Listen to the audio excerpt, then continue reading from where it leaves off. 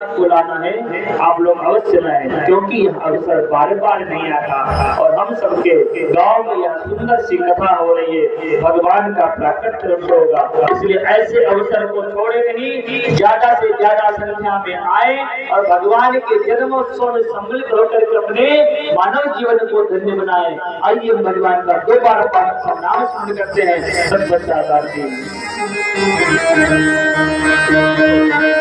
Sitaram Sitaram Sitaram